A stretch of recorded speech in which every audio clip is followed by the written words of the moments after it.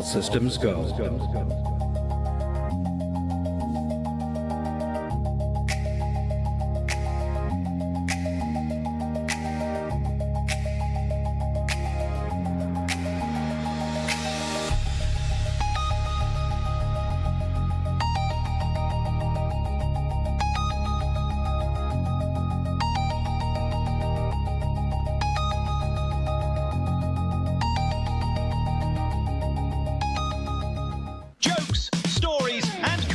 Heard on Scott and Val Save the Universe are not necessarily the opinions of this station, its sponsors, the network, or our broadcast partners.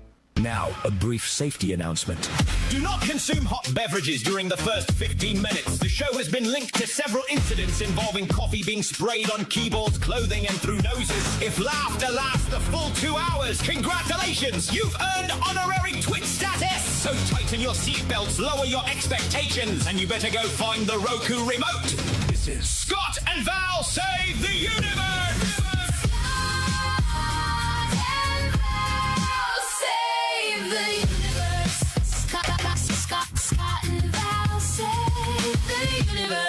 Or at least we'll give it a big try today.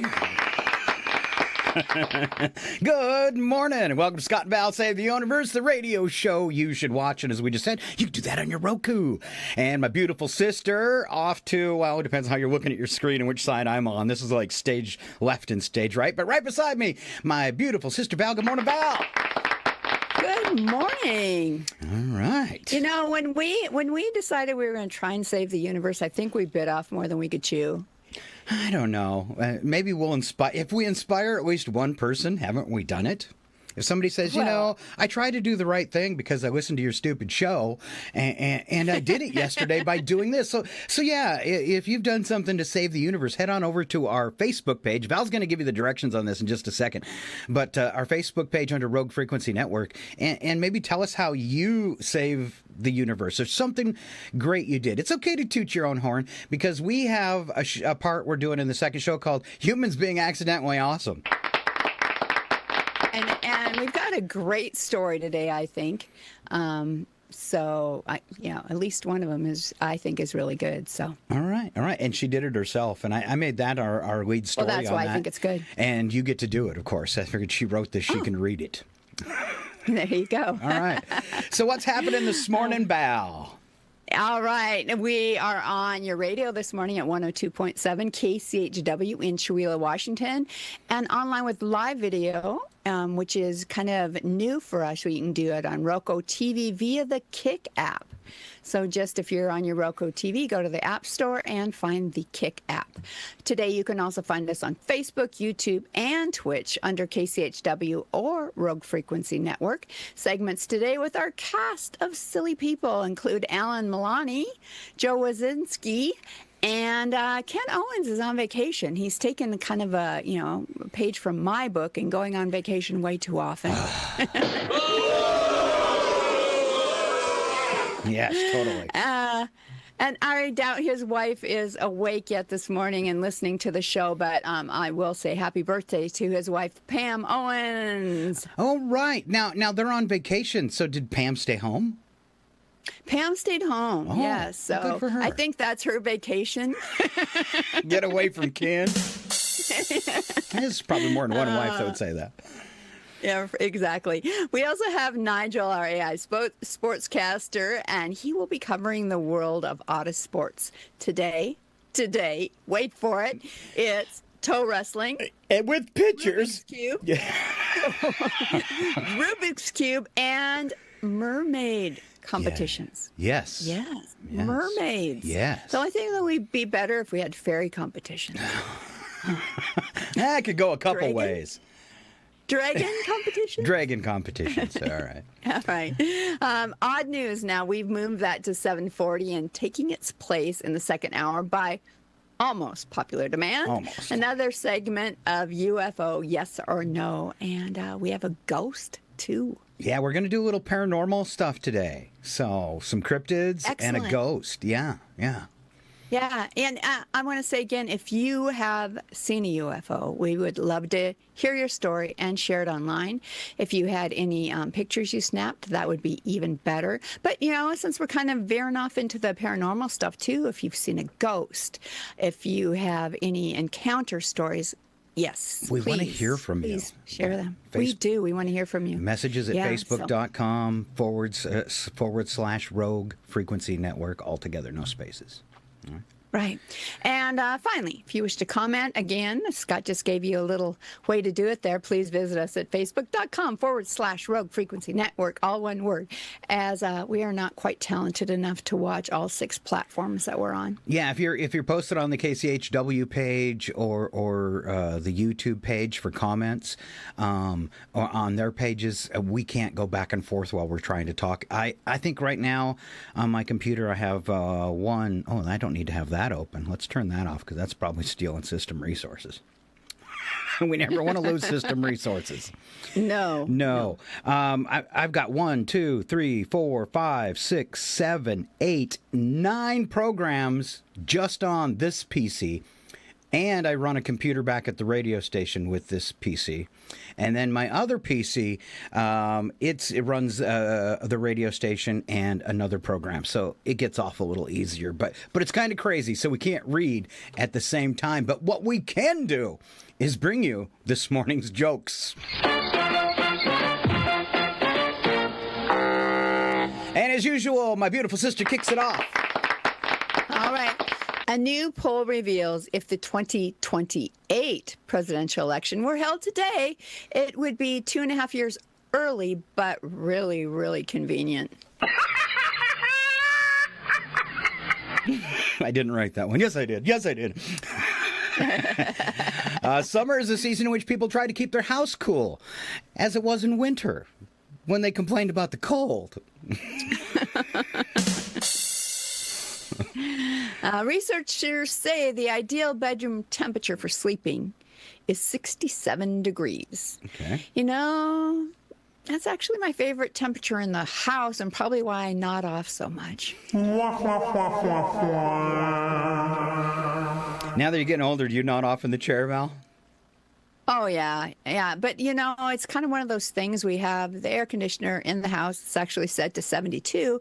But for me, that's too cold. So I will sit with a blanket on me while the air conditioner runs. Wow.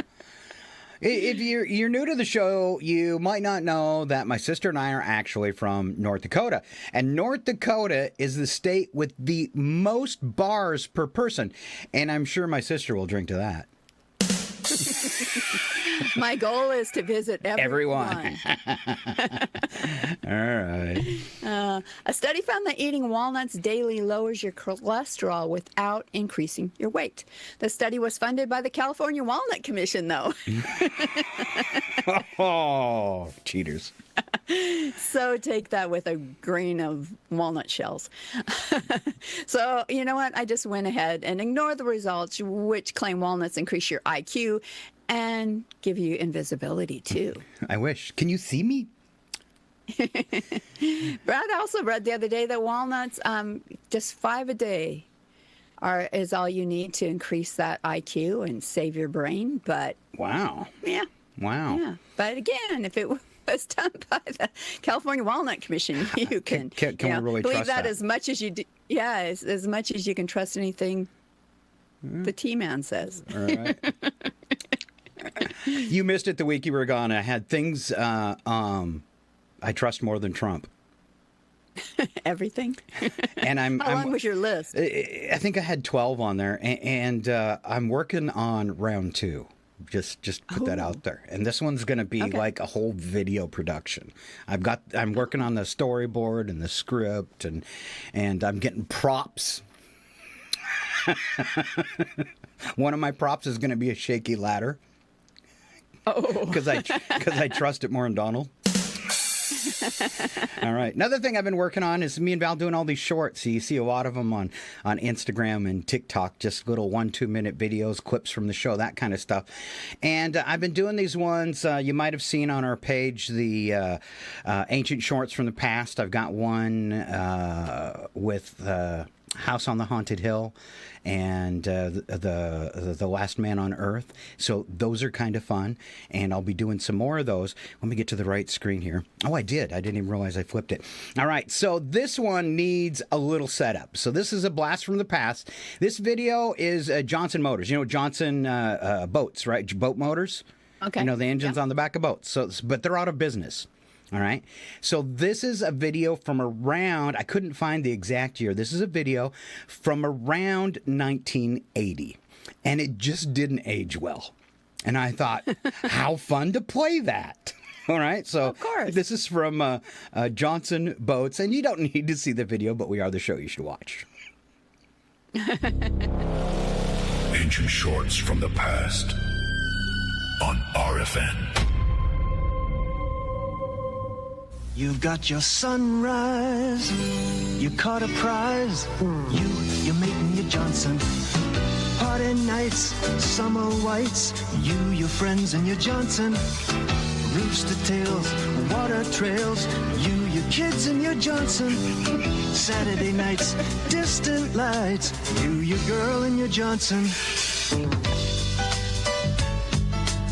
You and your Johnson, a way of life for over 50 years. It's been 60 for me.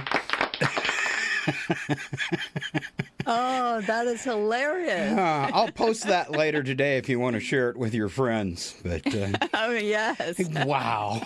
So it did not age well, did it, Val? No, it did not. But it makes for hilarious radio. It does make for good radio. All right. We've got some more good radio here. This is Scott and Val's marathon training tips. Because me and Val, we know lots of stuff. We don't run, but we still know stuff. All right. The only time I've run is from a bear. And if I'm running, you better run too. Okay. Let's see here. We have running. He has a huge participation sport. So, of course, we had to offer some training tips for summer marathons and all the 5K runs that go on with the fairs and that kind of stuff. So, Val, would you kick off the first thing that people should probably do? All right. You know, if you're going to go all in, you should probably quit your job and hire a personal trainer. Quit your job, number one. Part B, get a personal trainer. All right, next thing you should do is make sure you have a pair of new, comfortable running clogs. Oh, they're a step up from the running Crocs. Yeah. So See, the thing about doing a 5K with clogs is you scare the people you're coming up on. Because you sound like a horse. Yeah. Better move over. Clippity clop, clippity clop.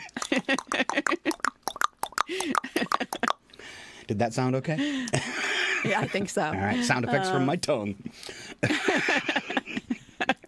And you're Johnson. No!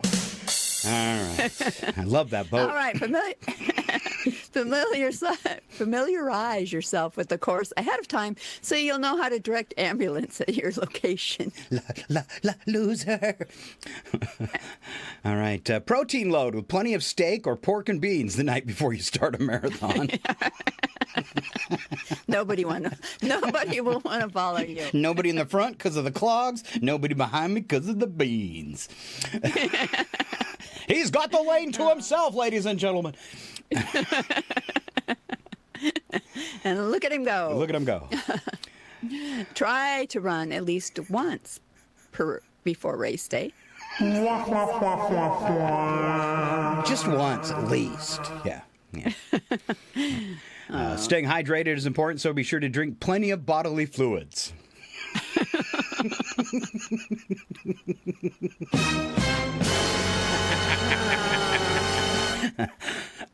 I think I got that wrong. You can substitute beer, but then you're going to have to stop every 10 minutes along the trail. Bear in mind that cramps are a signal you're about to die. Wait, I'm old. Ambulance. I have cramps all the time. What are you talking about? All right. Visualize your success and how good it'll feel to accomplish something hundreds of other people will accomplish before you that day. before you being the first. operative word there. Yeah. And lastly, remember, driving 26.2 miles is also an accomplishment of sorts. Yeah. Yay, Val! All right, this one's kind of long, so we'll try to keep it moving so we can get to odd news. But how fun is this? And then there's a part 2. What's a weird smell people are willing to admit you enjoy? And if you want to go on Facebook and like throw yourself under the bus with some bad smells that you enjoy, we'll share them with other people. So just feel totally free to do that. I'm just making sure I can see the comments. All right. Yeah, please say something. First thing, Val. Oh, I should point out that here's an example, I guess. A guy that used to build pools and developed a weird, intense love of the smell of pool liners. Okay? Oh, okay. All right. I want to point this out, though. That smell is from VOCs, volatile organic compounds, the same toxic chemicals responsible for new car smell. All right. Which it explains, I don't know, it's kind of along the same line. I pour resin in Farkle boards and I do resin over my paintings, and I like the smell of resin, but at my husband's prompting, I did purchase a unit that is supposed to remove them from the air. Did you tell him at your age it really doesn't matter? It doesn't. I'm just resining my brain at the same time. Okay. All right. And lungs. It's okay, though? You're surviving. All right. I'm surviving. Let's see. Some of the ones on the list were gasoline, fresh asphalt. Oh, don't like the smell of that. A skunk from a distance. That guy's got to be a pothead. I was going to say, I just remind you of the Mary Jane. Permanent markers, new tires, rubber balloons, chlorine at a swimming pool, two-stroke engine exhaust, diesel fumes, campfire smoke on your clothes. Always nice, wet concrete after rain. Oh, yeah. Oh, I love the campfire smoke. Who wouldn't love that? That's not an odd smell to me. It is the day after. Because it's starting to fade and you don't know what it is? Okay. It's not really fading. It's just like kind of like turns into, I think, that old cigarette to me. Throw out a few more, Val, on the list there.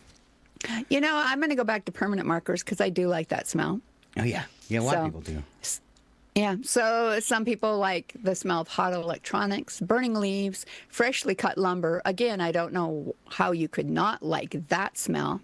Gunpowder after fireworks, smoke after blowing out a candle, old books. Ew. I think that's a great smell too. I know, yeah, musty basements, not so much. Attics, Antique stores are kind of fun though. They have a good smell to them. Okay. This smell, I don't know how anybody could like it because this is absolutely disgusting. Dust from an old vacuum cleaner. Oh, which is probably mostly old human skin. That's what I was going to say. Ooh. All right. A few more. New carpet, fresh paint, nail polish, super glue, WD-40, leather. Oh, yeah. Leather's a good one. Hockey equipment, baseball glove leather, horse barns, cow barns. Wow, who likes the smell of that? Chicken coops. Chicken coops is the worst, or, your pig pen. Those two are... Wet dog, puppy breath. Right up there with puppy breath is after, when I don't know if you've ever had your cat get up in your face after they've cleaned themselves really well, but they smell like fresh rain to me. Oh, yeah. Like rain on the sidewalk. Cat paws. People say they smell like popcorn. I've never smelt my cat's paw because I know where they stand when they go potty. I was going to say, all mine smell like it's litter. Yeah. Ferret musk. I'm wearing it right now, ladies. I can smell it from here, Scott. Fish bait. That's your new nickname, Val. I don't know. It's just a name for a band. That's great. Ocean seaweed, mud after rain, compost, garlic on your fingers, coffee grounds, always good. That when you first open a can of coffee. Yeah. Oh, yeah. All right. Fresh onions, bacon grease, movie theater, popcorn, butter, always charming. Cheddar cheese, blue cheese. Cigar boxes, not necessarily the cigars themselves. Now, part two. Part two. Val's going to kick this off. All right. The other ones, we could agree on some of them, right? We could say, oh, yeah, that's a good smell. But you've got a real problem if you like the smell of the following list. Yes. All right. Yes. Used gym socks, that's achieved sentience. So old, they've achieved sentience. Okay.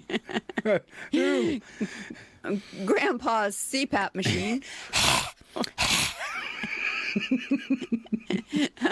The inside of a clown shoe. Oh, because they're probably plastic. Oh, this one. Oh, I mean, we can all imagine the smell, right? A porta potty in August. Ew. Microwave liver and onions at the office. A tax auditor's coffee breath. You owe money. The DMV waiting room. The mystery towel hanging in a college apartment. Ew. Oh, the DMV waiting room, it does have a scent. It's called Misery. You see the oddest people in the DMV waiting room. Mm-hmm. I once saw a girl who had flip-flops on, but they were broken. Nice. They're like skids. All right. Yeah. All right. A rental bowling shoe that's seen things. If you like the smell of these, you have a problem. An elephant enclosure on a hot day. A submarine after Taco Tuesday. Or pork and beans. A zombie's pillow. Death and decay. The air inside a mascot costume. That's been worn all day. In July. Yeah. Yeah. Dumpster behind a seafood restaurant. Sasquatch's armpit. King Kong's PJs. A medieval knight's underwear. Ooh. Hey, I'd like to see that. All right, Val, would you like to finish off that list? Sure. The seat cushion from a taxi that's never been cleaned. Ooh. How about a UFO after aliens have been road tripping for 6 light years and probing things they shouldn't probe? Ooh. The breath is someone who says, "Want to smell this?" Never fall for that. Never. The inside of a garbage truck. Oh, I pull my finger. You don't try that either. No. You've really got a problem if you like the smell of these last two. Oh. Big problem. Big problem. Trump's promises and a used diaper genie from a daycare. Whoa. Under the same smell. Yeah, it's one of those, something ain't right. Something smells like poo-poo caca. All right, I'm not going to ask you to try to say that again, but thank you very much. Don't try it now. Don't make me. That was bad. Ladies and gentlemen, brace yourselves. It's time for Odd News with Scott and Val. The only segment brave enough to ask, who let this happen?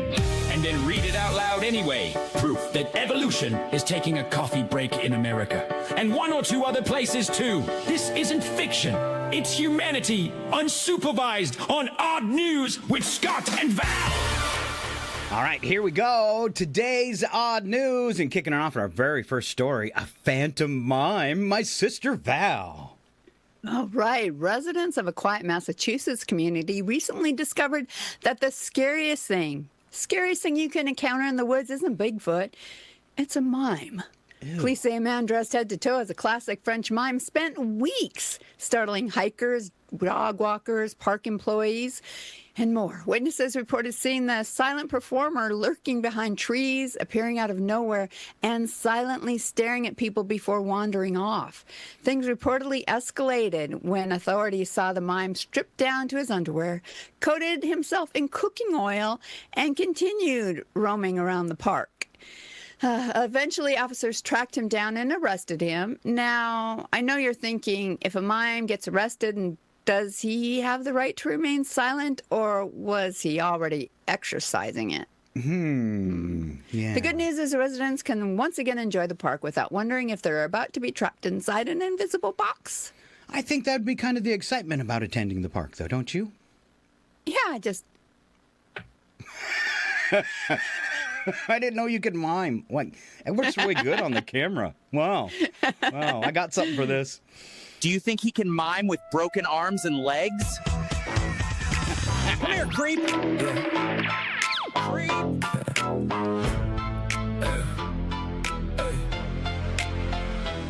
I hit the trail for a peaceful day, then a striped shirt nightmare stepped into my way. A white face, black beret, not a single sound, just stared right through me while sneaking around. Behind every tree, every bend, every vine, you don't expect to be haunted by a mind.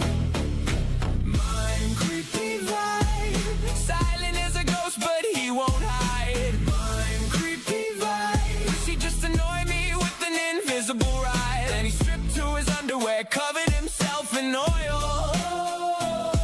That's the moment every hiker's blood started to boil. Dog walkers ran, park rangers called. Even the squirrels looked visibly appalled. The cops showed up, finally ended the show. He didn't resist, just pretend he was in cuffs, you know. If a mime gets arrested, does he have the right to remain silent or get violent?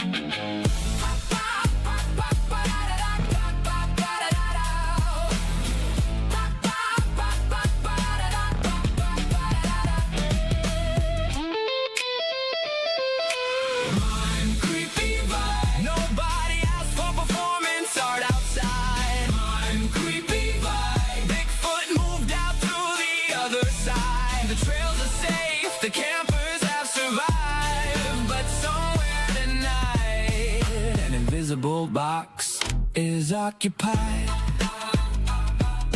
No more creepy mime, no more creepy vibe. Just don't clap, he might be back. Oops, I clapped. oh, you clapped. No, what if he's doing that to his jail cell too? How can you imagine annoying the other inmates? Doing the rope pull over? Yeah. All right, next one up, serial biter. I like this. This is something I could get my chompers into. No. Police in really sink your teeth into it. Yeah, right? yeah. Police in Kenyon Village have been dealing with an unusual mystery. Residents say someone has been sneaking up behind unsuspecting people and biting them. Not robbing them, not mugging them, not giving them a little pinch. Just biting them. Biting? Yes. Oh. Authorities have received multiple complaints from confused victims trying to explain that, yes, they were randomly chomped by a complete stranger.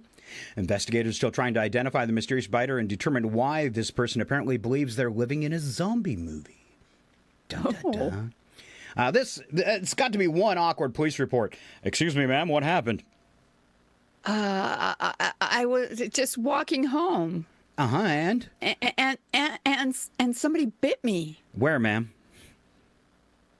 I'd honestly rather not say. Is it necessary for the police report? Yes. Well, inquiring minds want to know. Moving on. All right. In today's world, you can rent a car, you can rent a tuxedo, and now apparently you can rent a friend. Take notes, Scott. I'm so excited. A growing number of businesses are offering companionship services where customers can pay someone to spend time with them, whether it's having coffee, going to an event, taking a walk, or simply having someone to talk to. I can see you should get a job application, Scott. The service is designed to combat loneliness and provide human connection in an increasingly isolated world. Supporters say it fills a real need, especially for people who have moved, retired, or are simply struggling to meet new people. Critics say it feels strangely like paying for friendship. Well, I don't see a big problem with paying for friendship. No. Sometimes we pay for it anyway. Yeah, one way or another. I have an ad from one of these companies. Here we go. You can rent a car, rent a tux, rent a house. Now, for the first time ever, you can rent a friend! Introducing the Desperation Warehouse. We're America's premier friendship outlet. Whether you just moved to town, you're newly divorced, or you've simply got 45 minutes of opinions about vintage model trains that somebody legally has to hear. She said she'd listen to anything. I've described my fantasy football keeper league for 2 straight hours. She hasn't blinked once. 10 out of 10. Our professionally trained fake friends will nod, giggle, wink. They'll even laugh at your jokes just like a real fake friend. And they will never, ever mention that you called them by your ex's name. Basic package starts at just $29.99 an hour. Premium packages include sustained eye contact and shoulder touches. Desperation Warehouse friends are not licensed therapists or actual friends. Do not invite your new friend to court hearings. Do not name them in your will. Do not text them during off hours. Desperation Warehouse friends do not know anything about your weather. Emotional attachment not covered by warranty. Void where lonely, which in this country is most places. The Desperation Warehouse. We've got hundreds of people waiting to cash in and be your friends. Call now! Who's gonna find out? I don't have any friends! Desperation Warehouse. That's where I shop. Can you imagine? So you are working for this company. You get a job as a paid-for friend, and then the person they send you out to be a friend for is a Trump supporter. And you're not? And all they want to do is have you watch Fox News with them. Oh. I hope that they match friends, with appropriately. Yeah, Yes, I'm sure they've got a questionnaire or something. Would you mind saying that again? Idaho? That's frightfully interesting. We pronounce it Ohio. Potato Head! Way to go, Idaho! All right, on to a plant hospital. Say what? All right.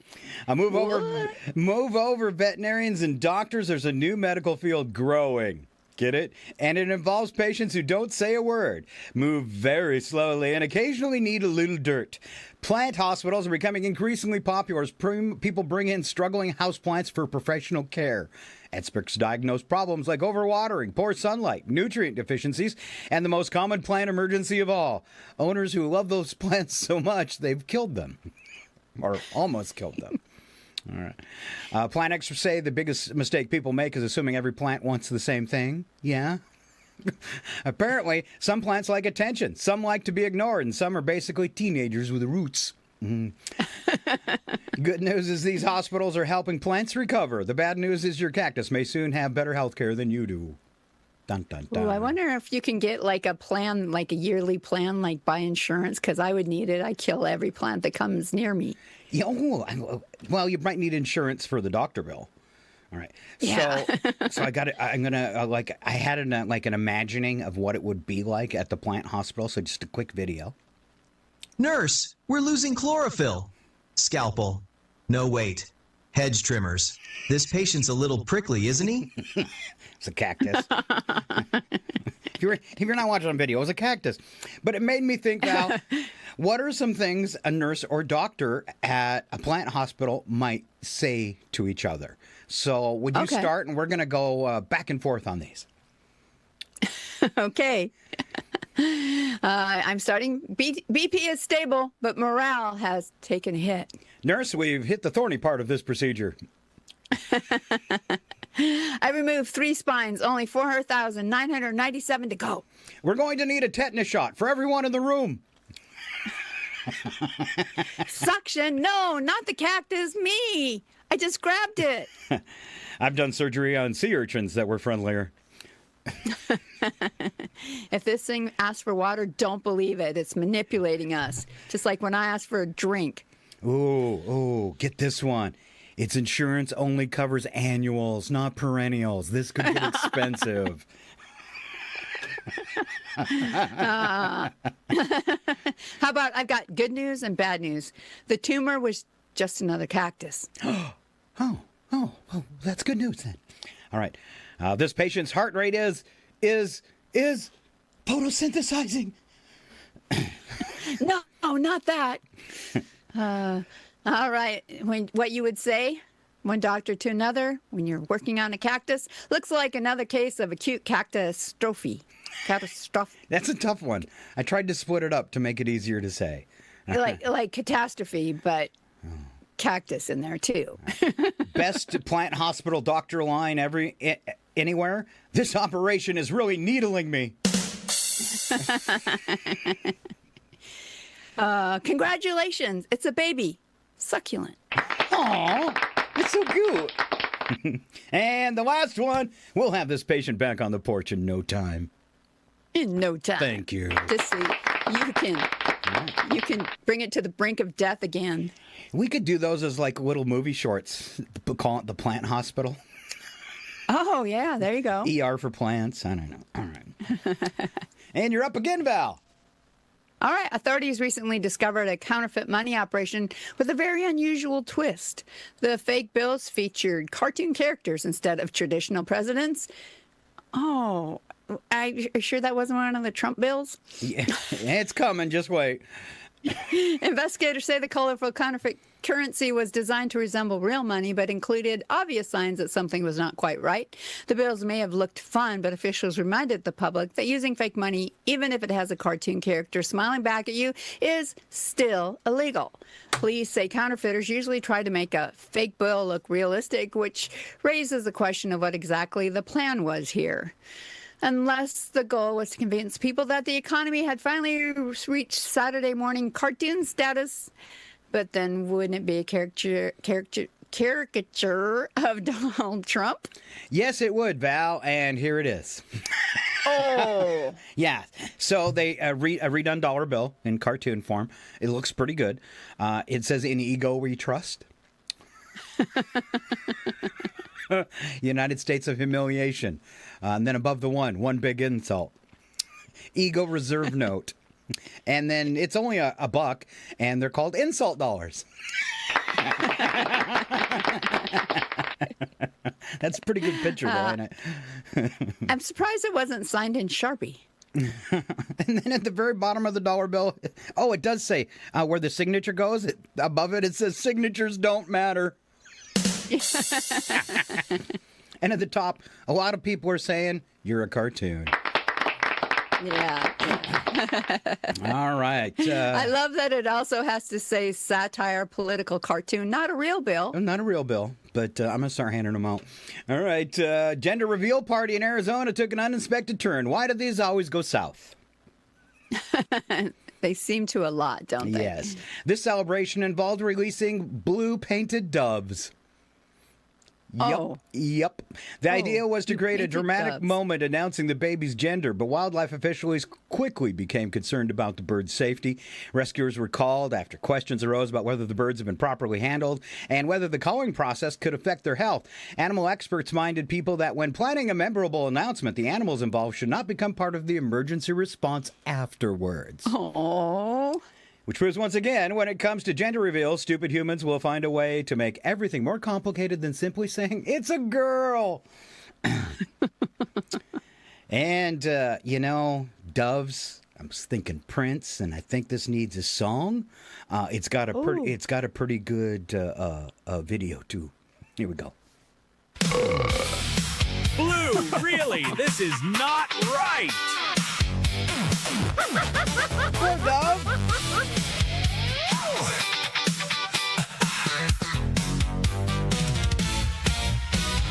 Pink balloons are yesterday's news. Now everybody's chasing viral views. Smoke bombs, fireworks, cakes explode. Anything to dominate the episode.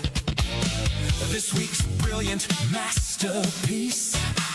Paint some doves and set them free. Turns out Mother Nature's got a pretty serious complaint for me. The baby's fine, the bird's not so much. Somebody should have thought this through. Why do blue doves cry? Flying through a bad idea sky. Everybody's filming, nobody asks why. That's why blue doves cry.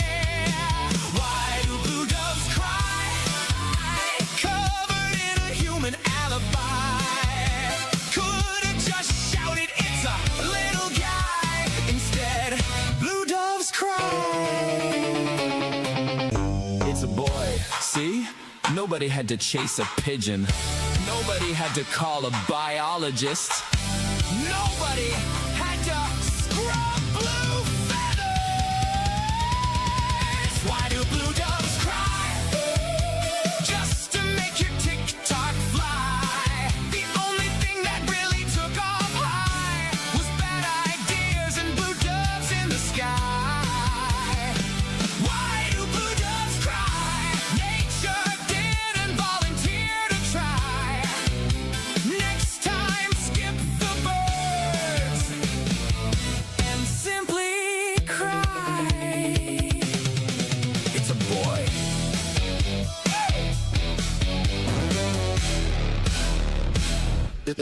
It's a boy. All right. Those songs from today came out better than expected. We're laughing anyway. Yeah, last story goes to my sister because she's very familiar with Australia. Very, very. I'm going to take just one little interlude because we had a commenter. Oh. Anthony said, "You're having way too much fun with the audios today." Oh, well. Well, thank you. All right, on to Australia. Most couples discuss important wedding decisions like the venue, the flowers, and who gets stuck inviting that one relative nobody likes. But one Australian couple had a much bigger question. Whose last name should they use? Ooh. Instead of arguing about it, the newlyweds turned the decision into an all-day family sports competition. Cool. Relatives competed in a series of games with the winning side earning the honor of having their family name chosen. The event included friendly competition, plenty of family bragging rights, and a solution that apparently kept everyone happier than a traditional argument over paperwork. Experts say communication is important in relationships, and apparently so is having relatives willing to compete in family Olympics just to settle a name change. Because nothing says romance like, "I love you, and I'm prepared to crush your family." I love you so much, but I have to crush your family. All right. How about, this sounds like a sporting events. Let's see what happened to the mother-in-law, shall we? Oh, yes. Yeah. Go, Grandma!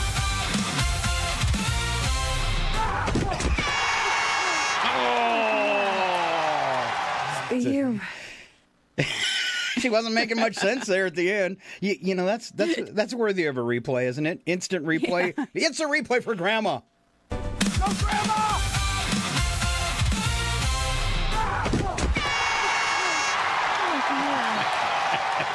You. Just a broken hip for Grandma. Yeah. On the dad, Saddest day. part about that story is both families were actually named Smith. You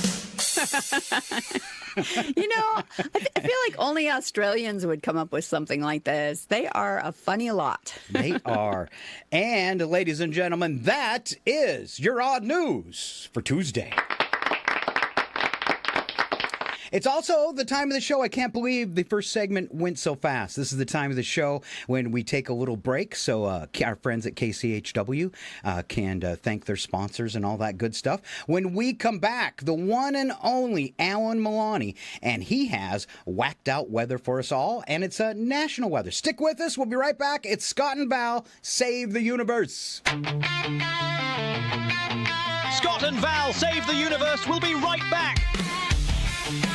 They're probably heating up a chocolate teapot. I hate this job. It's total bollocks, isn't it? Their mum must have been real knackered after raising these two wibble-wielding squiffies.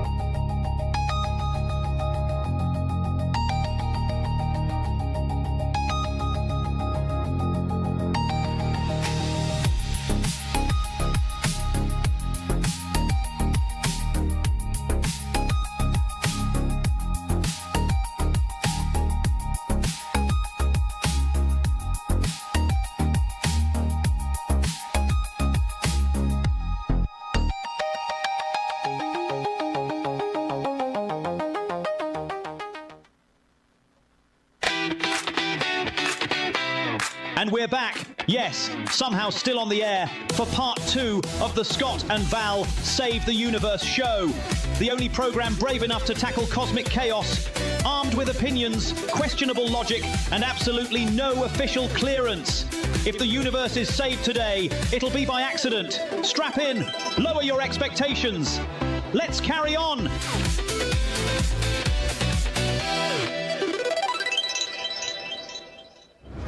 It's time for RFN weather. Here with your national weather outlook is Alan Two Shoes Milani. Alan Two Shoes Milani.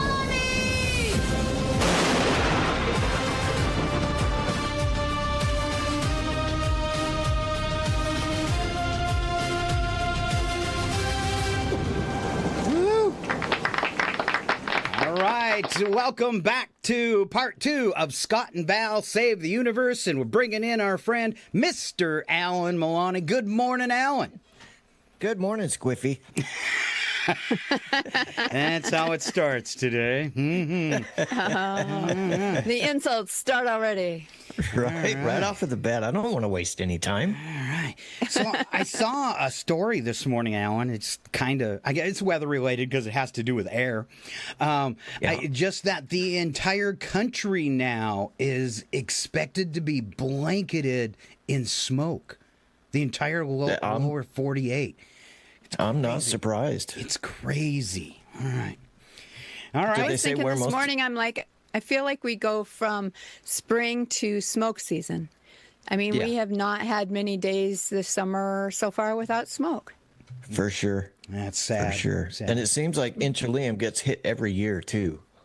Mm-hmm. A lot of that's coming over from Inchelium. Did they say where the majority's coming from, Scott? Is it coming from Canada or is it homegrown right here in the U.S.? Well, I think it's a colossal, especially for you guys, because if you look at the maps, Oregon, Washington, and Idaho, you are just filled with fires. And then above you, and you know, even down as California, and then Canada, which has never made sense to me because they're, you know, at a higher elevation, they're further up on the planet.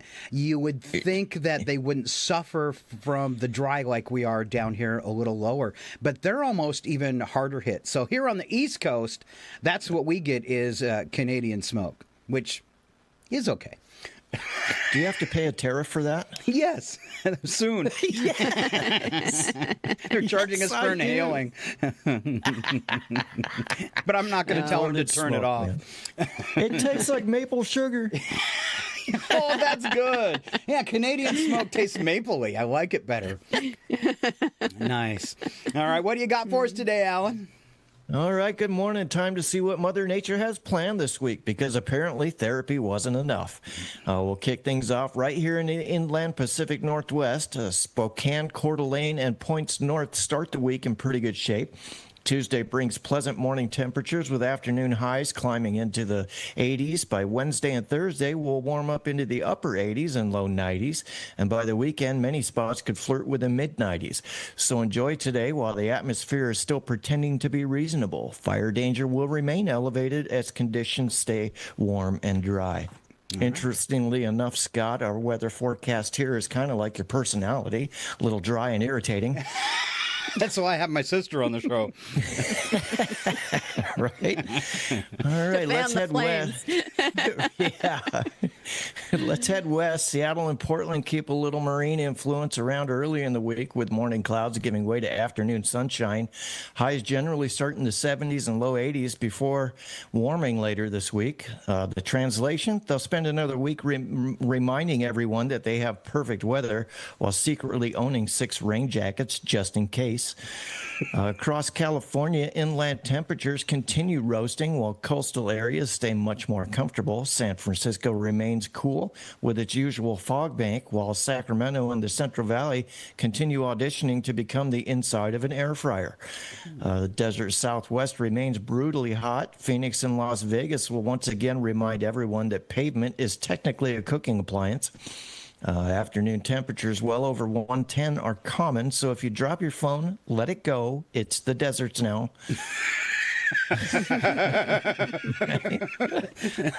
It's just gone. Just gone. The Rockies will see another round of afternoon and evening thunderstorms, especially over Colorado and New Mexico. Great news if you enjoy dramatic skies. Less great if your vacation plans involve standing in the tallest thing you can find. Across the plains, it's another week of serious summer heat, triple-digit temperatures spread from Kansas into Oklahoma and Texas, with heat index values soaring well above 100 degrees in many areas. Stay hydrated, avoid strenuous activity during the hottest part of the day. Please check on your neighbors, kids, pets, and anyone who voluntarily says it's a dry heat. We all know those people. The Midwest gets a mixed bag. Warm and humid conditions fuel scattered thunderstorms throughout the week, some capable of heavy rain and gusty winds. It's the annual Midwestern weather tradition of wondering if that's thunder or Uncle Rick firing up the smoker again.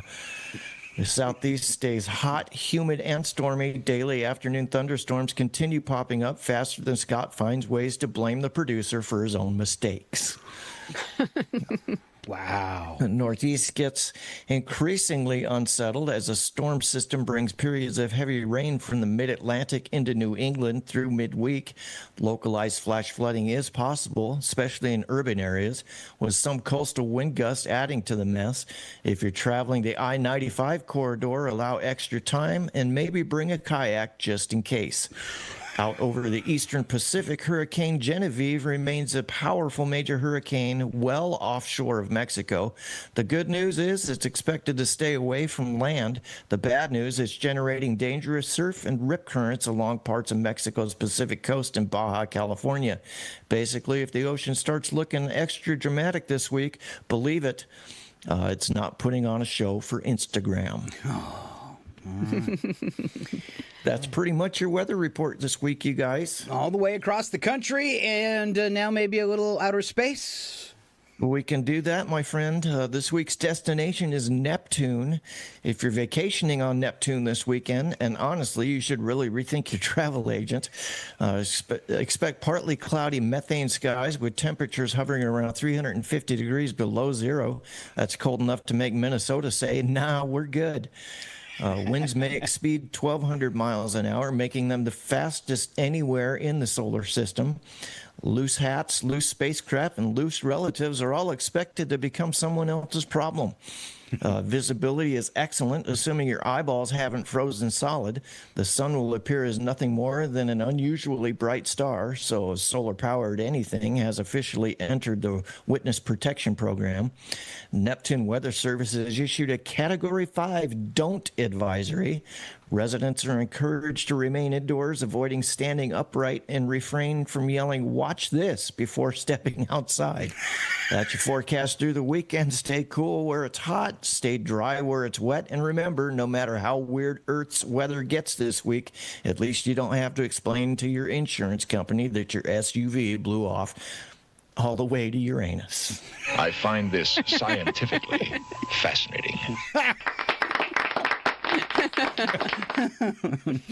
1,200 mile an hour winds always on Neptune? I don't think that's a lot. Yeah, I don't think we'll colonize that one. All right. Pass. All right, thank you so much. Whacked Out Weather with Mr. Alan Milani. He's back to outer space. Yes, sir. Right. I'm out of here. All right. We'll see you next Tuesday. Thank you so much, Alan, yes, for being sir. here today. Bye, guys. All right. Bye. Bye. All right. Our next little visitor, Joel Ozinski, just a few minutes away, Val, but I've got some stuff for our friends. It's getting close to the 9 o'clock hour, and some people go to work at 8. And I had some tips for them before we get to Answer Wrong and Win about having a clue that you might be getting fired. Okay? Ooh, okay. All right? And I know you can't see this one. This was just a little extra that we passed over from the last hour that I wanted to share. So, if your boss says any of the following, you're probably going to get fired, at least by the end of the day. Okay. All right. All right. All right. We've sublet your cubicle for use as a nail salon. Good news. You're going to really, really, really extend your break time. Really? Really. Your parking spot has been converted into a memorial garden. Sorry. Just a hint. All right. Just your spot. Yeah. At the end of the day, your badge will change to a souvenir.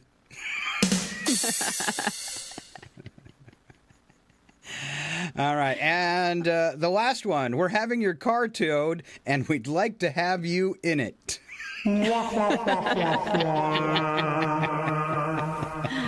Hasta la vista, baby. All right. So me and Val play a little game called Answer Wrong and Win. And we give each other the cheat answers ahead of time so we can see who comes up with the funniest response. It's kind of like a challenge. All right. Val, would you like to start? I was a little lost there for a second. Sorry. Okay. Sure. First one was name something you would use to seal a wood deck. Well, I personally use my barbecue grease because it's all over it anyway. Oh. Yeah, all I came up with is duct tape and positive thinking. All right, what's the next one, Val? What sport is played using pins? What sport is played using pins? I have this one down, and I'm really curious if you're going to have the same answer. Okay. Okay. My answer was voodoo. Oh, that is amazing. You get the bump. Great answer today. All right. All I had was pin the tail on the donkey. You're right. I did win that one. All right. All right. Next one.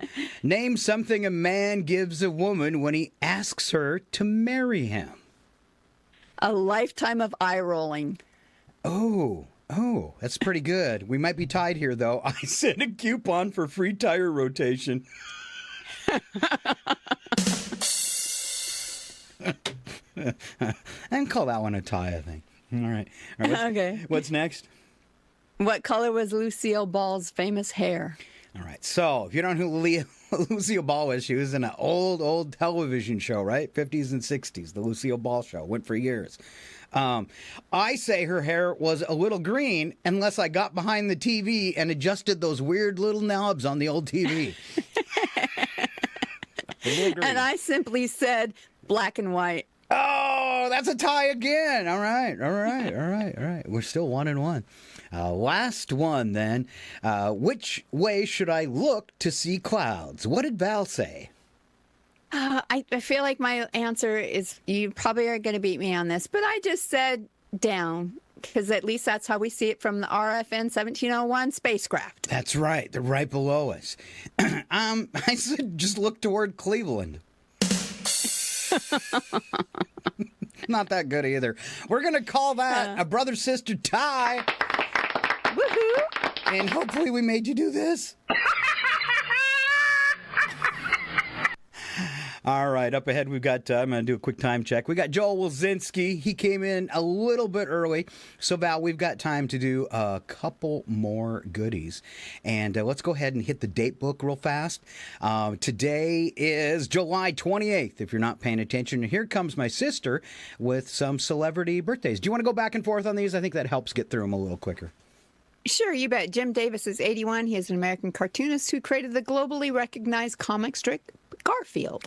Jonathan Edwards. He wrote that song Sunshine back in the 70s, American folk rock singer, famous for that 71 crossover hit. He's 80 today. All right, Sally Struthers, 79, Emmy-winning actress known for playing Gloria Stivic on All in the Family, and Babel on Gilmore Girls. Is Babette. that how you say it? Babette. Babette. Oh, that's my glasses. I thought it was Elves. All right. Elves or elves? Simon. Both. Simon Kirk, he's turning 77. He's an English rock drummer who anchored the rhythm section for prominent bands Free and Bad Company. We've got a lot of musicians today. All right, Steve Moore, 72, American guitarist and composer who played for Dixie Dregs and served as a longtime guitarist for Deep Purple. Scott Pelley, who was an American journalist who serves as a principal anchor for CBS News and a correspondent for 60 Minutes. He's 69. All right. 69. Lori Loughlin is 62, American actress, widely known for playing Becky Donaldson on the sitcom Full House. Oh, and also known for college scams. She'll never live that down. Elizabeth Berkley, 54, American actress and known for her roles as Jessie Spano in Saved by the Bell. Oh, my God. And Naomi Malone on Showgirls. Yeah. All right. She's got range. Afro Man. Yeah. Afro Man, 52, American rapper and musician, best known for the popular 2001 hit comedy songs Because I Got High and Crazy Rap. Jacoby Shaddix. He's an American musician who serves as an energetic lead vocalist and co-founder of the rock band Papa Roach. John David Washington, 42, American actor and former football player who starred in Black Klansman and Christopher Nolan's Tenet.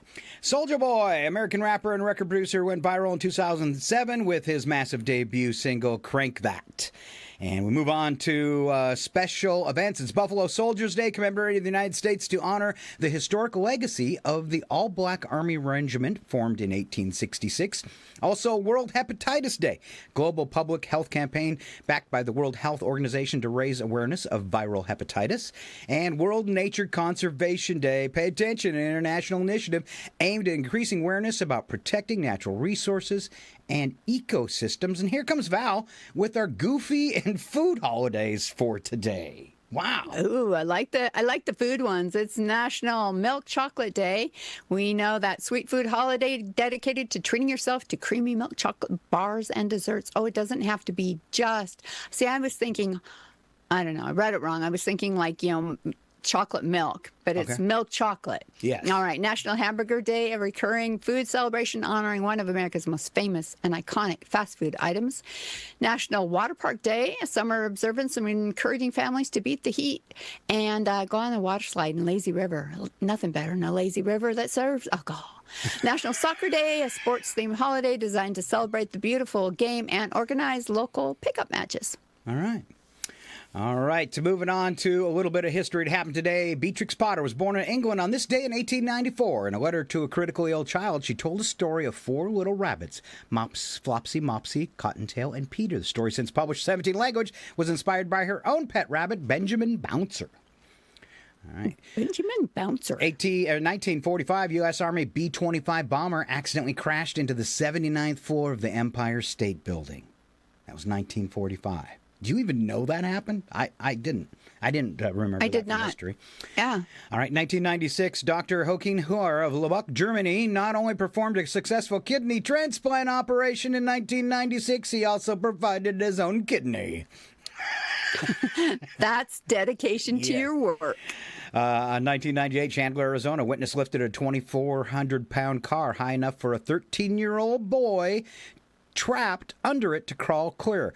Abram Villa suffered severe cuts and bruises when the auto hit his bicycle and dragged him several feet. It was 13 people. No, it doesn't say how many people. 4 witnesses. There you go. 4 witnesses picked up the car. That's impressive. That is impressive. Let's see. 2002, Indian dairy firm began marketing instant holy cow dung to help urban Hindus perform their rituals properly. Hindus sanctify places of worship by sprinkling them with a mixture of cow dung and water before conducting rituals. The packaged cow dung is sold in cities where cattle are scarce. And I've got a package right here for you, Val. Okay. 2006, Mel Gibson launched an anti-Semitic tirade as he was arrested in Malibu, California for driving drunk. Gibson later apologized, sentenced to probation and an alcohol treatment, but we know what he really thinks. 2009, Senate Judiciary Committee approved Sonia Sotomayor to be the first Hispanic justice on the Supreme Court. I bet she feels almost alone. 2016, the earliest evidence of cancer found in a 1.7 million old toe fossil from, Swartkrans Cave in South Africa. That was hard to say. By the way, speaking of toes, we had one this morning, didn't we? No, it's coming up. Sports, odd news. Odd sports. I'm getting it all backwards. Odd sports. Toe wrestling. I thought you were gonna say, speaking of toes, Ken says he's watching this morning. Oh, why is he itching his toes? I don't know. All right. Speaking of toes, Ken says he's watching this morning. Thank you, Ken. That's Ken. Ken from Panic Time. All right. Anyways, we're having more toe stuff in just a few minutes. If if you like toes. Longest blood moon eclipse of the 21st century lasted an hour and 43 minutes, and that happened just back in 2018. Wow. All right. It is a big wow, as is our next guest. He is always a big wow. All right. It is Mr. Joel Wazinski. Ladies and gentlemen, the show that goes nowhere yet somehow everywhere is about to astound you again. Live from the tropical country of Belize, it's your RFN entertainment guy, Joe. What? Joe Wools. Joe Wolchinski. No? Woolzinski. Close to Doc, then? It's time for Ski by the Sea on Scott and Val. Save the universe.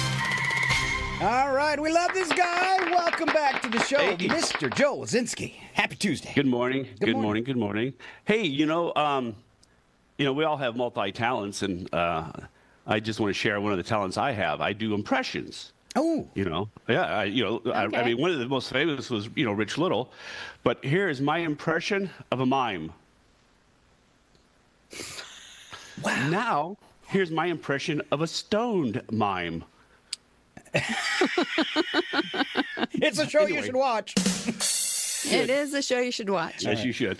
Hey, before I get started with my entertainment news, I'd like to address the elephant in the room, okay? I told you I'd get to it, so go ahead and sit down. Oh. Anyway, what I'd like to talk about is the Odyssey. Ooh, a lot of people excited about Everybody this. is picking on Chris over accuracy and cast selection of the movie The Odyssey. Here's what I want to know. There was a movie called The Dark Knight where basically an actor died from acting, and nobody said anything. Okay, anyway. He died from overacting. I'm going to talk about... Yes.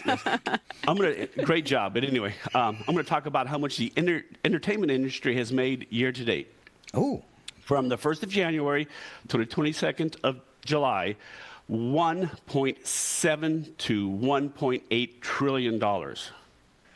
The full year forecast, 3.1 to 3.2 trillion. This is the approximate of the, a breakdown of the category. Television and streaming, 450 to 500 billion. Wow. Digital advertising, 350 to 400 billion.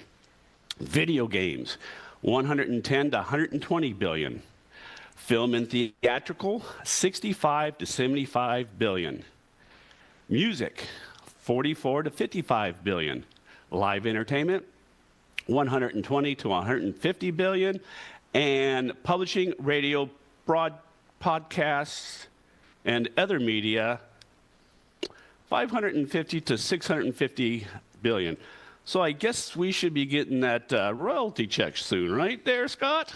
I think you have to have followers first. Oh, okay. Yeah, it's this thing. Okay. All right. Just one little problem. Let me continue on. So what I'm going to do is talk about the top 5 grossing movies that are out there.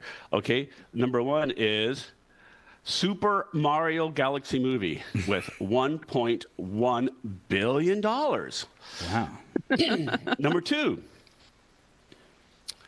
Michael. That's the buy-up of Michael Jackson.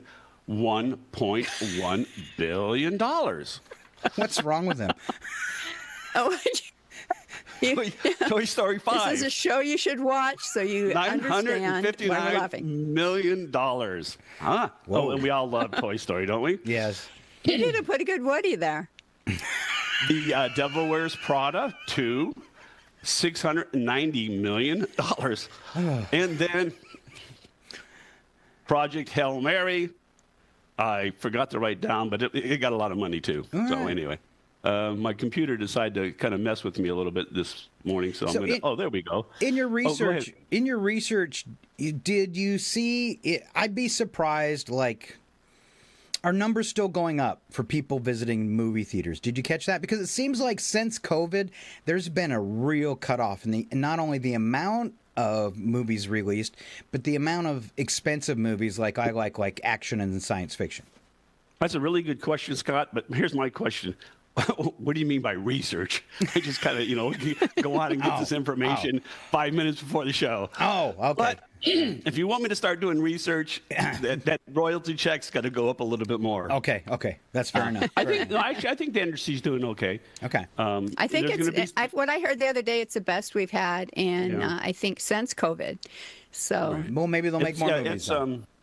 Now, things are going to change, more with the streaming and, the buying of things. And, it's just, I don't know. From what I understand, Netflix, the movies they're going to make, no longer will be playing in theaters first. I think that was a kind of a deal they're saying. So, have you seen the Odyssey, Joe? No. Well, actually, I mean, isn't this show the Odyssey? Yes, it's the name of our ship. It's a trip to save the universe. Yes. No, I have not. We here in Belize, we're kind of, the closest theater is Belize City, and one is in Chetumal, Mexico, and we have to wait till it comes on streaming unless we travel. Okay. So, Brad really wanted to see it until I told him it was over 3 hours long, and then he thought maybe we'll just wait for it to come to streaming. Totally. Yeah, because then you can pause it and take some things like that. Anyway, so the top 5 highest earning television series estimated. Bluey. I don't know what that's about. What's Bluey about? It's a kid show. Yeah, cartoon. Wednesday. I know what that one's about. Stranger Things. I watched that. The Last of Us. I watched that also. And I don't know if this one is for adults or children or not. Reacher. Makes me wonder. No, it's for adults. That's another good one. It's oh, you knew. You were just being funny. Wait. Thank you.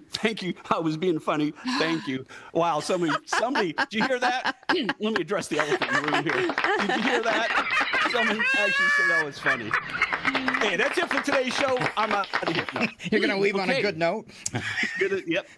All right. Speaking of notes, the top 5 highest grossing music tours.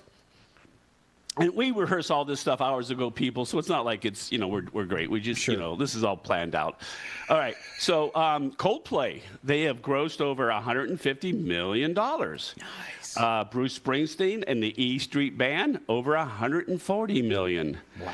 Kanye West, is he still? Okay. Anyway, over $130 million. Beyonce, over $120 million. And Metallica, over $100 million. Wow, that's kind of a surprise. Yeah. So here's the top 5 highest earning video games. Fortnite, $2 billion. Fortnite. Yeah. Is that what did I say? Fortnite. Fortnite? Okay, Fortnite. Okay. Honor of Kings, or is it Kungs? Either one. Okay. $1.5 billion. Wow. Roblox. What? I don't think I've ever heard of that one. $1.4 billion, and Call of Duty, $1 billion. Wow. Okay. Wow. So let's see if I stole any more information off the internet. I guess I didn't. I guess that's it for tonight. That's what he calls research. There you go. All right. Well, hey, how's we're not having the fire problem here, so.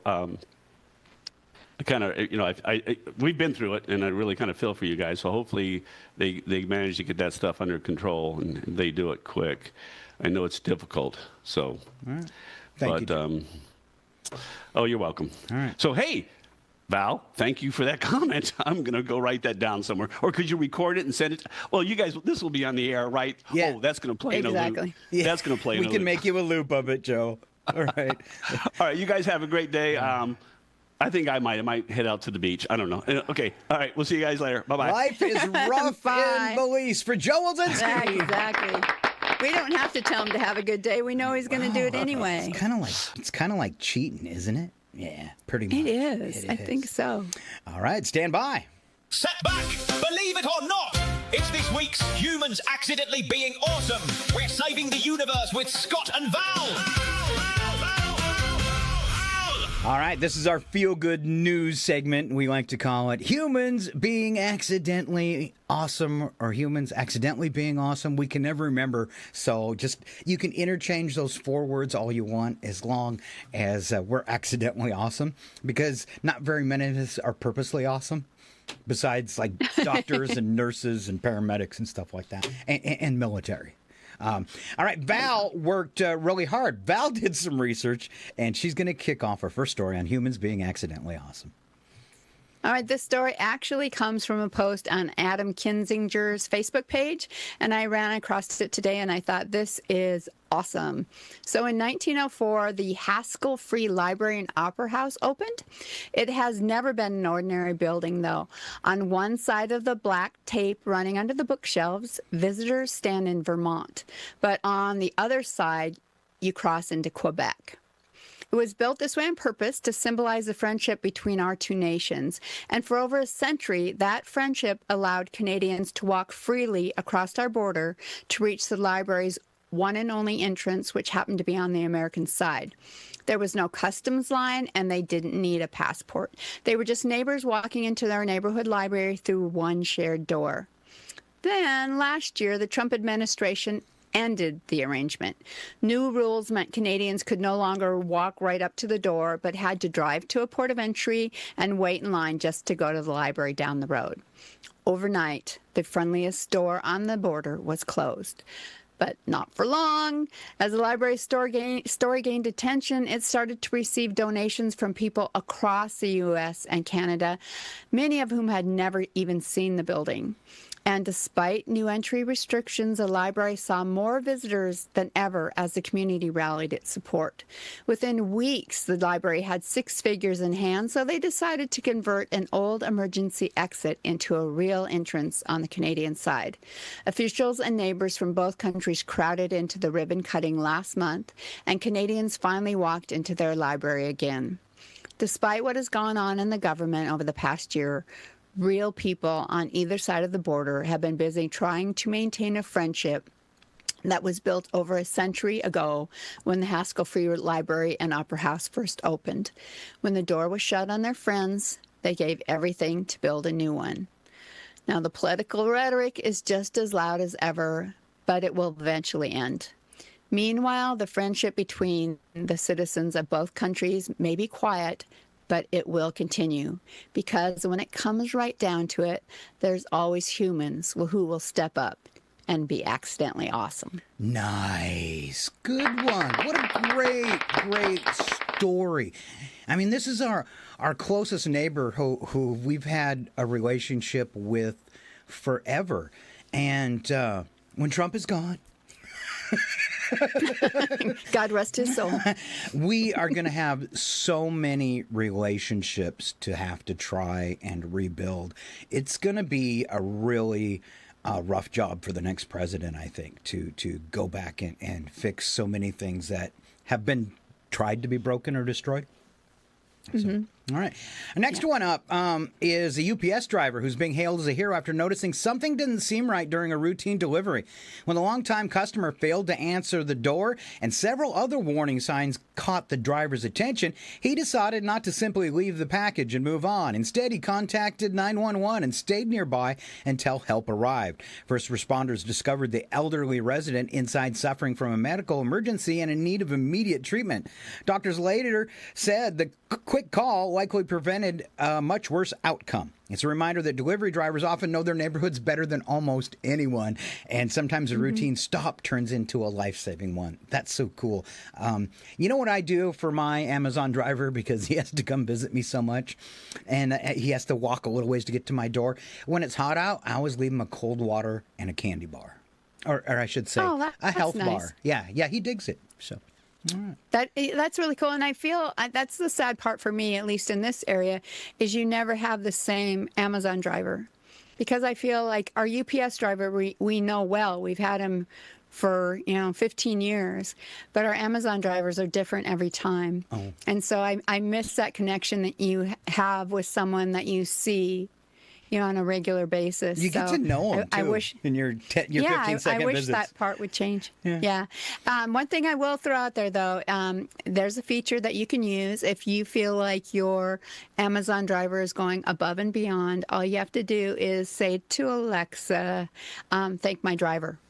And that goes on to their little thing that they did a good job for you. And so just a little thing you can do to thank them in return as well. I'll do that every day. Maybe it helps them get a raise. You know, if you got a lot of positive feedback, it helps if you're negotiating for sure. All right, Val, high school robotics. Right. A high school robotics team has discovered that building robots can do a lot more than win trophies. After adapting technology originally designed for competition, the students created a machine capable of helping search dangerous areas that would be risky for people to enter. Emergency responders recently tested the robot during a search exercise using its camera and remote controls to inspect confined spaces and relay information back to rescue teams. Officials say innovations like these could eventually help locate missing people or assess hazardous conditions without putting first responders in unnecessary danger. Not bad for something that started as a school science project. Good job, kids. There you go.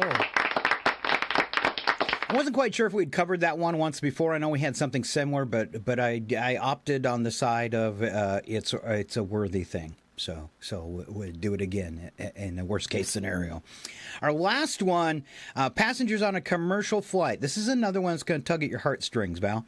Passengers on a commercial flight got an unexpected reminder that heroes don't always wear capes. They sometimes even fly coach.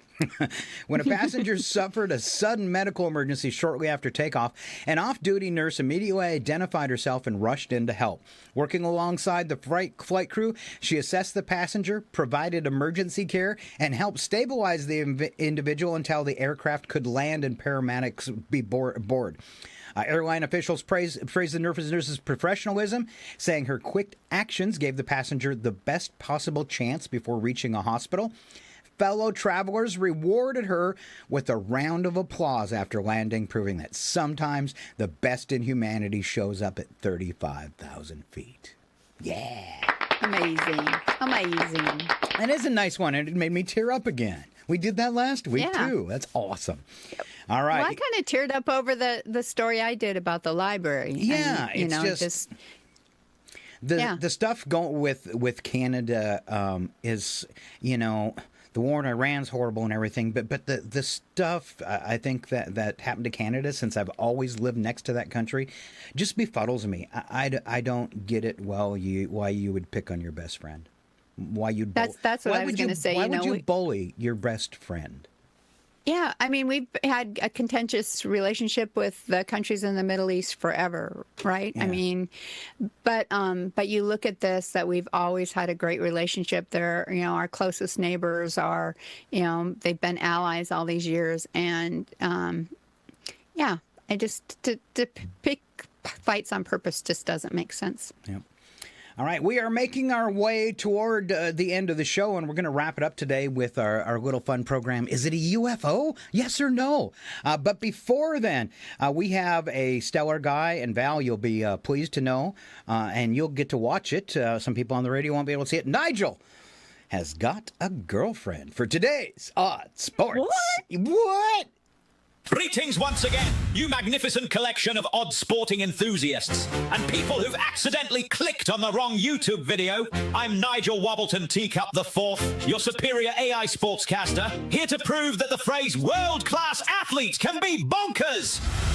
Let's begin with toe wrestling. Created in England in the 1970s after someone allegedly declared, "We've already invented every sport." Clearly, we hadn't. The rules are simple. Two competitors remove their shoes, lock their big toes together, and attempt to pin the opponent's foot for 3 rounds. It's essentially arm wrestling if your arms had athlete's foot.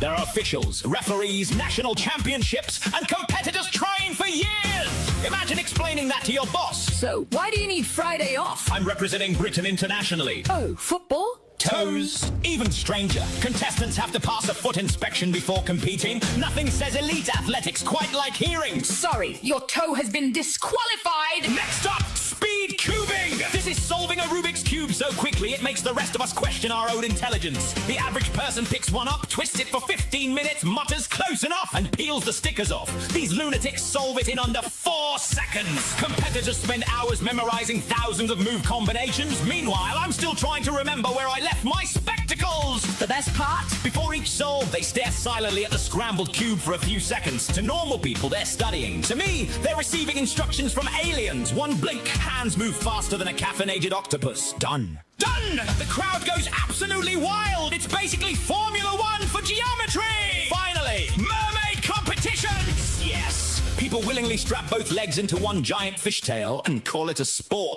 Competitors perform synchronized routines, underwater acrobatics, elegant swimming, and artistic choreography while looking effortlessly magical. You know what's magical? Them not drowning.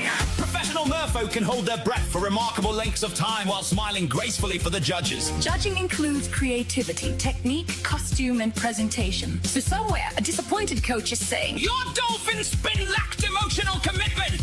The costumes can cost thousands of dollars, which means someone has genuinely said, I've remortgaged the house for a better tale. It takes remarkable athleticism to look majestic while your knees are zip-tied together. So what have we learned today? The British grapple with toes, geniuses race tiny plastic cubes, and grown adults transform into mythical sea creatures. I've been Nigel Wobbleton Take Up the Fourth, reminding you that somewhere on this planet there's a world champion toe wrestler. Ew. Until next time, keep your digits limber, your Rubik's Cube unscrambled, and if someone invites you to a mermaid competition, Don't be a numpty and ask where the changing rooms are. now go! Scat, scat, scat, scat, scat, scat, scat, scat! Now go! Scat! And for those people who say AI can't be funny, you are wrong. That was funny. That was funny. Yeah, it was funny. And do we know what Nigel's girlfriend's name is? And I haven't named her yet. She is, though, totally hot. Good job, Nigel. Yeah. Dude, give Scott some tips. Yeah, really, really. How do I get an AI girlfriend? Hey, I think I need to hear this.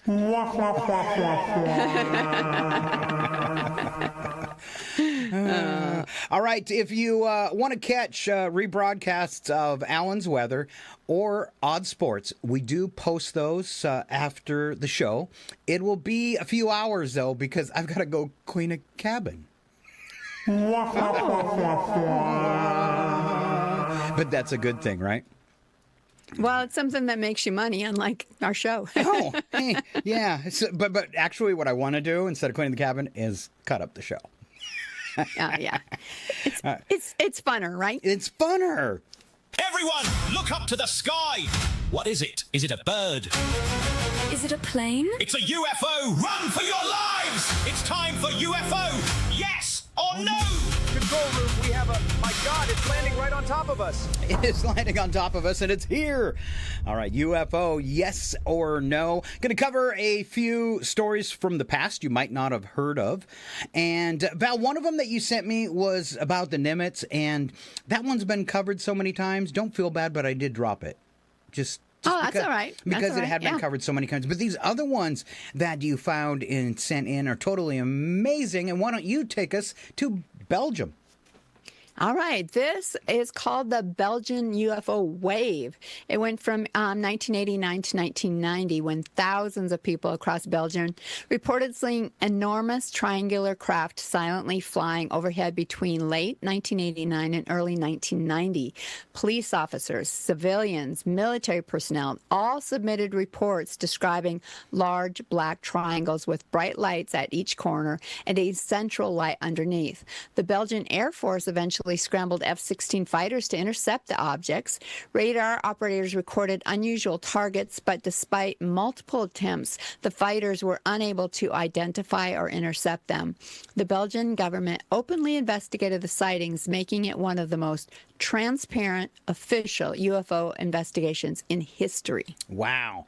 And I put up, so what they did is, of course, it was the 90s. Nobody had a good photograph of anything, and then rather than a light. But they did, because so many people saw it, they did interview a whole bunch of them, and then an artist came up with the composite that I put up on screen. One thing I find interesting about it, it's not a normal geometric triangle. It looks like one side of it's fatter than the other, and also cut off where it wasn't a perfect triangle based on people's perceptions of what they saw. All right. It almost looks like, because of that one side being really thinner, it almost looks like paper airplane style or something. Yeah. Or I guess So, that front yeah. part, it could be the angle at the front part could be the tip there, I guess. I'm not quite sure. Yeah. Yeah, the one to the right, I thought maybe. But yeah, very interesting. O'Hare Airport. This one is as well because so many staff saw it. This happened back in 2006 on a cloudy afternoon in November. Several United Airlines employees at Chicago's O'Hare International Airport reported seeing a metallic disc hovering above gate C-17. Just hovering above the gate. Witnesses included pilots, mechanics, supervisors, ramp workers, and the mechanics who observed the object for several minutes. According to reports, the object suddenly accelerated straight up, punching what witnesses described as a perfectly circular hole through the cloud layer before disappearing. FFA never conducted a formal investigation. Their answer, actually, I listened to this video last night. I didn't think I could have the right to play it, so I didn't. But they were interviewing people that saw this, and they were just saying, oh, that was just atmospheric phenomenon, and man, did that mechanic get offended. And he goes, no, it wasn't. He goes, I've worked at that airport forever, and I've never seen any kind of craft like this. So FFA, when they were contacted about investigating it, they said, we don't do these kind of investigations. Airport security contacted about it. They said, we don't investigate these kind of things. So attributing the event to a possible weather phenomenon, but then the number of independent aviation witnesses continues to make it one of the most discussed civilian airport sightings ever. So, kind of fun. Wow, that's pretty wild. Just the fact that, nobody, it's not my job. It's not my job. And so hence it doesn't really get investigated, right? And then common people go out and do it and get made fun of, right? Right. Right. So I'd say like this story, since you didn't feel like we, for copyright issues or whatever, could replay that video. I'm sure if you did a little search on the internet for the O'Hare Airport UFO in 2006, so you could pull up the videos and check it out. Yeah, there's a 20-minute documentary on it, actually, on YouTube. Oh, so yeah. Very cool. Yeah. All right. Next story is some human birds. All right. This is a viral human bird creature. Video has paranormal fans flapping. A strange video circulating online has paranormal investigators buzzing after viewers claimed it shows a mysterious creature that appears to have both human and bird-like features. The footage, reportedly from South America, shows a shadowy figure moving in the distance. Some viewers say the shape resembles legendary creatures like the Mothman, while others believe it is simply a person, an animal, or a case of poor quality video turning something normal into something terrifying. Paranormal researchers are examining the clip now, but so far there is no evidence proving it shows anything beyond a blurry object moving in the dark. Of course, that hasn't stopped the internet from doing what it does best, turning a blurry video into a full-blown monster franchise all before breakfast. Yeah, video wasn't worth even viewing, and then people have went out and made other versions of it using AI. So I have a feeling this one total a fake. But those kind of people. Go ahead. No, I was just going to say, and I wanted to share some of this stuff through Reels on Facebook, but it's just interesting because of the AI phenomena. It is so hard to tell without a ton of research what is real and what isn't. So yeah, I want to make that happen. I'm just not sure if it's going to happen. No worries. We got a real clip coming up that's going to startle you, and then I'm going to pick it apart. All right? All right. Okay. All right. All right.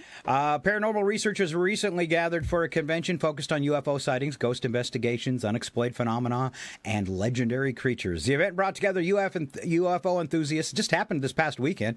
Ghost hunters, cryptid researchers, and people who enjoy spending their weekends asking, "Did you hear that?" in an abandoned building. Attendees share investigations, discuss strange encounters, demonstrate paranormal equipment, and compare evidence from unexplained cases around the world. The convention's mission was to explore mysteries that science hasn't fully explained, proving once again that humans will investigate anything from strange lights in the sky to suspicious noises in their basement, as long as someone remembers to bring a flashlight. For sure. That would be fun. I mean, I love the paranormal stuff. We've talked before. I've had some ghost experiences. So, yeah, I just find it all fascinating because I believe there's more out there than we could possibly know about. I've had to work in a couple buildings that were claimed to be haunted, and I would agree with the statement after working there. But it does bring into the question is, was it me having this pre-information that something creepy is going to happen? So something creepy did happen, you know, because I'm paying too much attention to it. But then on the other hand, I'm a very oblivious person. So keeping that top of mind to be maybe scared that I'm going to get haunted, that might not be it too. So maybe I still, you know, you always question yourself in a situation like that. Well, and the experiences you had in the one Fox Theater, I mean, our brother had them too, and I think others have experienced some of that. I think anybody that's activity. worked in the Fox Theater has experienced the Fox Theater. Yeah. Pretty sure that would be a place I would love to go hunt, and I'd be very curious if anybody ever has done any ghost hunting in that building. So. Yeah, and the other building in town that was interesting, and people might not know this, and I don't know if it's still experiencing hauntings, but Brad used to deliver different places around town, and the one that that the employees would talk about is the Patsy. Dairy Queen on Francis, which seems like a really strange one, but the one that's west of Division there on Francis really? Supposedly had paranormal experiences in there. So. And Spokane has that restaurant, I think it was Patsy Clark's. I've been gone so long, I don't still know if, but employees actually claiming to get injured by the ghost at that restaurant. Yeah, and I think they've turned all of that into a business building now, I think, office building type of thing, but yeah. All right. So anyway. Paranormal Watch, our last story, and it goes to Val. All right. A truck driver in Chile says a late-night drive turned into an encounter he still can't explain. The driver was traveling along Route 78 around 3:30 in the morning when he says he noticed that what appeared to be a woman dressed in white standing near the road. As the truck approached, the figure seemed to move across the highway. The strange part? The driver's dashboard camera appeared to capture the entire event. The driver says he was never a believer in ghosts before that night, but after watching the footage, he admits he is reconsidering his position. Skeptics say there could be several explanations, including lighting, reflections, or someone simply walking near the highway. But paranormal investigators say there is one important question. If you're going to appear as a ghost on a lonely road at 3:30 in the morning, couldn't you at least wear something brighter? Please, we'd like you to show up.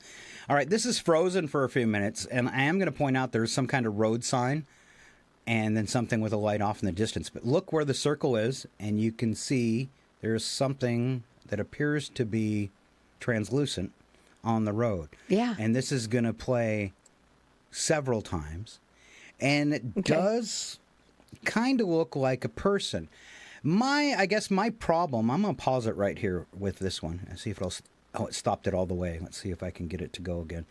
My problem with this one, I'll just go ahead and restart it, is that light in the back looks really bright and looks like it's shined toward the truck, even though it's in his lane of the highway. So what's that light? This is appearing right across from a road sign. Is it a lens flare caused by that light off in the distance hitting the back of the road sign? And then because of his camera lens, it's picking it up. It could be, but gosh, it almost looks like something is walking. There appears to be that walking motion with it. It does. Let's watch it again. It'll start here. Yeah, like legs are moving. So I don't know. Watching it from a perspective of watching the lines, it doesn't. As it gets beside the truck almost, I guess it's kind of hard to tell if it's actually moving on the road. Right.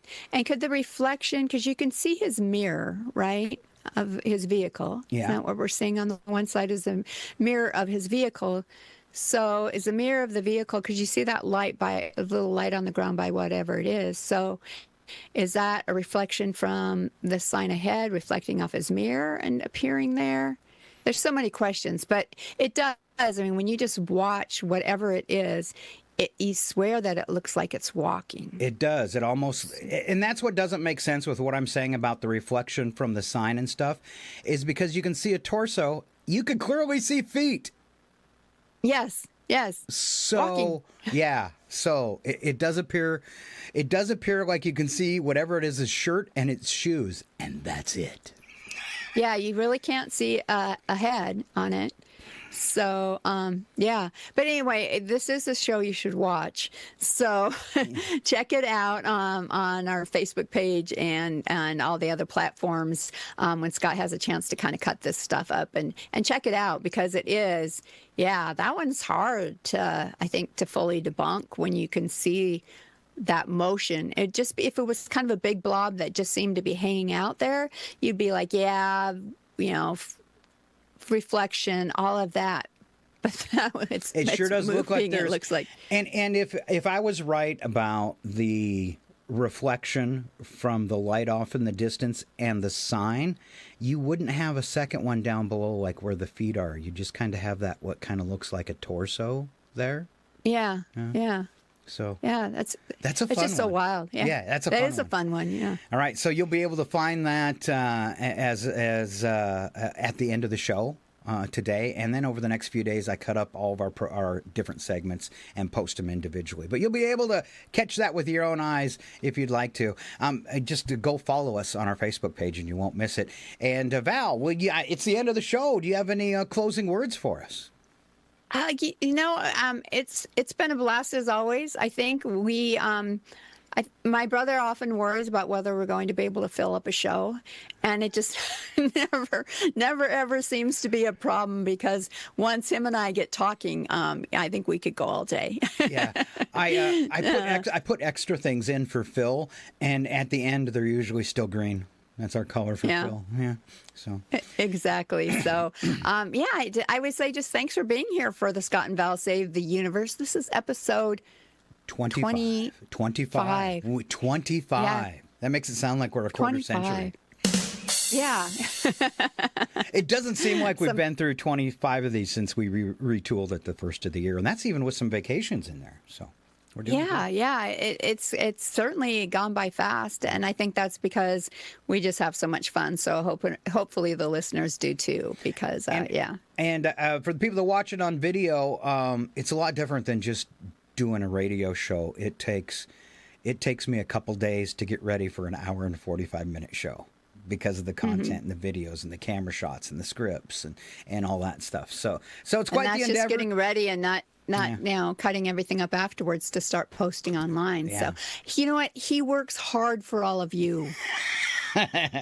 So give us a follow and subscribe. Yes. All right. We're everywhere. If you missed any part of the show, it will be available shortly after broadcast in full form on YouTube and Facebook. And those are both the Facebook and YouTubes of KCHW and Rogue Frequency Network, what we broadcast on. Plus, you can catch up on past show segments, cutouts, and shorts on Instagram, Facebook, and TikTok. Full shows on Facebook, Kick, and Twitch. And our audio-only versions on all podcast platforms, including Apple Podcasts. Wherever you visit, please subscribe or follow and say hi to us so we know you were there. Also, now that we have a bunch of shows, we're streaming content 24 hours a day at RogueFrequencyNetwork.com and Kick, YouTube, and Twitch. All those, we stream our past content at 24 hours a day for bored people. So. You can't miss us, really. And I feel like you used to have a little ad on KCHW, or a little thing, and it was one of your girls. I can't remember which one. I think it was Sammy. Lindsay. Okay. Yeah, it was Sammy, and it was, now we're everywhere. Oh, that was Lindsay. That one was Lindsay. That was Lindsay. Yeah. And so I feel like that with us too. You can't miss us, because now we're everywhere. That's right. All right. Anything else, Val? I don't think so, other than thanks for listening, and we will see you next Tuesday, same time, same bat channel. All right. Thanks to the boys for showing up today. Ken's back next week. I know Ken's got some Panic Time fans. Big thanks to my sister and to you for coming along for our bizarre show today. Have a great one. It's Scott and Val, Save the Universe. See you next week, sis. Step back, everything will be okay. Two new heroes to face the day. Now throw all your fears away. And they're both in tights array. Scott and Val, here to save the universe. It's not a bad joke, or even a curse.